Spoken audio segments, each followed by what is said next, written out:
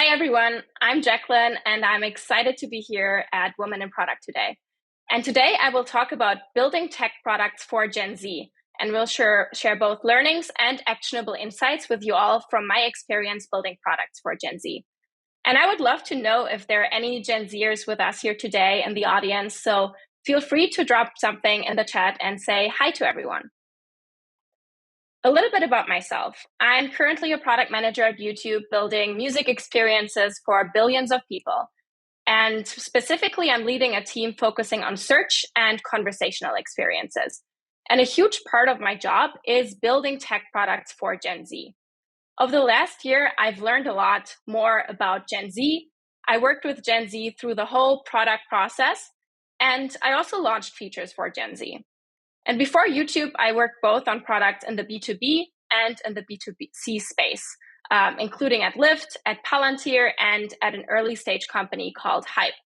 And outside of my job, I'm a content creator myself, and I've built a community of over 20,000 tech lovers on social media, of which a huge part are Gen Zers. And so you can see that I'm really passionate about Gen Z. Gen Z is a huge part of my life, and I'm excited to share some of my experiences and learnings with you all today. When thinking about Gen Z, many people and companies still have some negative stereotypes in mind. And that's also reflected in some of the headlines. So, for example, Gen Z, the laziest generation. Managing Gen Z is like working with people from a different country. Millennial boss moaning Gen Z staff are a massive headache. And these stereotypes are one of the reasons why some companies don't yet think about Gen Zs as serious customers. And that's also why they don't shift their strategy to Gen Z or are struggling to do so. But these stereotypes really don't capture the characteristics, values, and importance of Gen Z. Gen Z is so much more than that. And so today I want to talk about two things. First, I want to briefly explain who Gen Z is and why they're so important for tech companies. And second, I want to share 5 learnings from my experience building tech products for Gen Z. So let's get started. Who is Gen Z? Gen Z is everyone born between 1997 and 2012. So everyone between 11 and 26 years old. And Gen Z is pretty different from prior generations in a lot of different aspects. So first, they're typically very independent. They care about inclusion, and it's important to them to be their true self. In fact, 92% think that being your authentic self is very or extremely important. And so their life motto is something like, you do you. Secondly, Gen Z was raised in an era of volatility and uncertainty. 2008 was the Great Recession. Climate change is a big topic that's becoming more important and more urgent. And recently, COVID happened in a time that is very fundamental and important for Gen Zers. A lot of them were in school, were in college, or were just entering the workforce. And the third thing is that Gen Z really cares about living a purposeful life. But they're defining purpose differently from prior generations. It's less important for them to have a successful career or to build material wealth. It's much more important to live a fulfilling life. And lastly, Gen Z is the first generation growing up with 24/7 access to the internet. And so their approach to the digital life and technology is very different. While Gen X saw the digital life as something that helps you get ahead of the game, and millennials as something that help you win the game, Gen Z is rewriting the rules of that game. And now that we know a little bit more about Gen Z, I hope it's much clearer that a lot of these stereotypes that we saw earlier are really not capturing this generation well. And I want to take this even one step further. Gen Z will become the most important customer segment for almost all tech companies in the next few years. And there are 3 statistics I want to share here. First, Gen Z is already the largest generation in this world. Over 30% of the world population belongs to Gen Z. Also, by 2025, it's predicted that over 27% of the workforce will be Gen Z. And this is huge because that means that not only consumer tech companies need to care about Gen Z, but also B2B companies building enterprise software really need to think about Gen Z in the future. And the third thing is that Gen Z's purchasing power is only going to increase. They already have $360 billion of disposable income in the US, which has more than doubled in the last 3 years. And these are 3 statistics, but it really shows how important Gen Z is for every tech company out there. And you might be asking yourself, well, Gen Z is not the first new generation coming. Has this not been done before? And the short answer is yes. Some companies have before done a generational change, but this is pretty fundamental for the tech industry because the tech industry as we know it right now hasn't been around for that long with mobile phones, the internet, AI. And so far, mostly Gen Xers and millennials were building for millennials and Gen Xers. And so this is really a more drastic shift that's needed in both strategy and mindset. And I would love to know from all of you if your company has already started to make the shift to Gen Z, and if this is something that you as a product manager actively think about. So feel free to drop something in the chat. And now I want to share 5 learnings of my experiences building products for Gen Z. The first learning I want to share with you all, and this is sometimes very difficult for tech lovers to accept, is that don't just rely on cool technology as a differentiator. Gen Zs are digital natives. They grew up with technology. And so things that might have been impressive for other generations are no longer impressive. And actually quite the opposite. They're becoming the expectation and they're becoming quite table stakes. So things like low latency, on-demand services, personalization are now absolutely expected. And successful products can obviously still be built on cool or advanced technology, but they shouldn't be the only differentiator. It's really more about the use cases that are built on top of them and the value that they're generating for Gen Zs. And it'll be exciting how the future technologies like generative AI or conversational AI will be shaped by Gen Z. The second learning is that you should try to remove all friction from your product. And it doesn't matter here if you're working on a consumer product or if you're in the B2B space.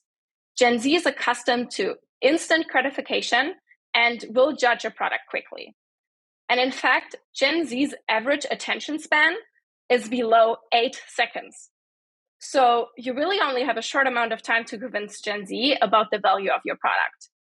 So what can you do here? What does that mean for you as a product manager? There's first of all the UX and design perspective. So one thing you can do is cut down your onboarding flow.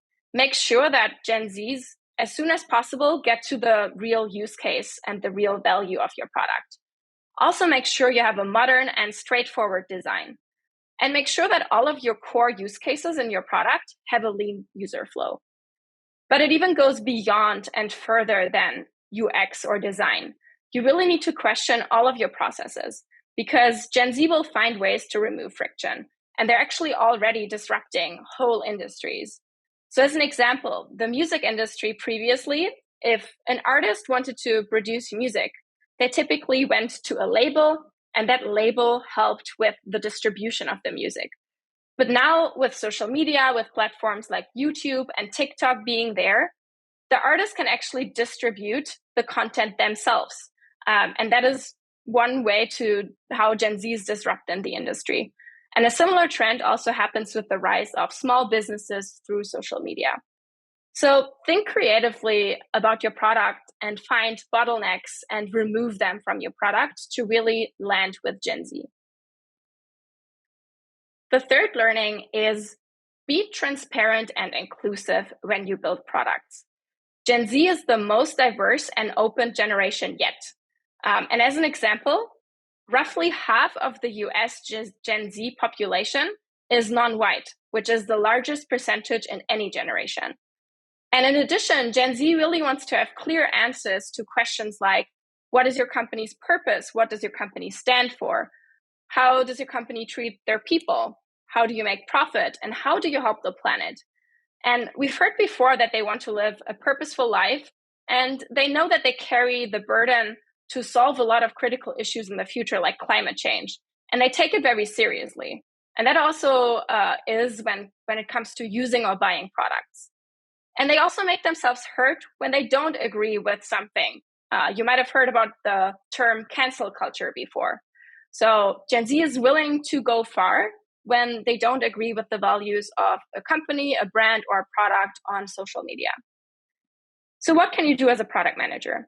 I think the first thing you should do is make sure that you work with a diverse group of people. This is the absolute and most important thing. Secondly, be transparent about your product. Be transparent about your algorithms, what data you're asking for, how you're making money. And thirdly, celebrate diversity right in your product. For example, celebrate important months like Black History Month. And in order to better understand Learning 4, let's take a quick look at 2 data points here. The first one is Gen Z feels lonely and lonelier than any other generation. And that is not the only thing. They also feel more stressed than any other generation. And one major contributor to this was the pandemic. And secondly, Gen Z spends a lot of time on social media and use this as a way to build community, to connect with others, and also to feel less lonely. 54% of Gen Z spends more than 4 hours daily on social media. But I also want to call out here that there's a two-sided relationship between those two things, because we know that spending too much time on social media can also negatively impact your mental health and actually cause more stress. And that brings me to learning number 4, because this is something that every product manager really needs to be aware of when building for Gen Z. And one learning here is that ideally your product should enable community building and participation. Ideally, you can actually do that within your product. And examples for this are, you can have a comment function within your product where people can comment on different things and engage with each other. Also, can users maybe generate their own content in your product? Can users generate and customize profiles? Are there things that you can make shareable in your product, like certain achievements? Those are all ideas for how to build community and participation in your product. If you're not able to do that in your actual product, you can also be more active on social media. So this is really the place where Gen Z spends a lot of time. You can reach them, and you can not only use this for advertisement, but also for community building. And 2 examples of brands that do this really well. One is Ryanair, which is a European airline that is known for cheap flights, and they actually make fun of that a lot on social media, which really resonates with Gen Zs because it's brutally honest. And another one is Duolingo, a language app. And those companies have millions of users out there who love this brand because of their community. And the last thing I want to share today, and that's probably the most important one, is Gen Z knows Gen Z best. If you want to build a successful product for Gen Z, you have to involve them in your whole product lifecycle. Involve them early in user research, involve them when you prototype stuff, work with them on marketing campaigns, and also give them channels to provide feedback. And if you're not able to involve Gen Z in your product process, at least try to immerse yourself in Gen Z experiences. One example that my team and I have done is we actually downloaded a lot of apps that are popular with the Gen Z generation, and just use them on a daily basis to really get a feel for what this generation is about. And those are the 5 learnings that I wanted to share with you today from my experiences building products for Gen Z. And I hope that by now it's very clear that the negative stereotypes that are out there about Gen Z are really not capturing the generation well. Gen Z is so much more than that. Gen Z is redefining norms for consumerism, purpose, the workplace, and the future for all. And tech companies really need to think about Gen Z to be successful. I want to thank you all for being here today. It was a pleasure. Please connect with me on LinkedIn or Instagram and TikTok. Thank you.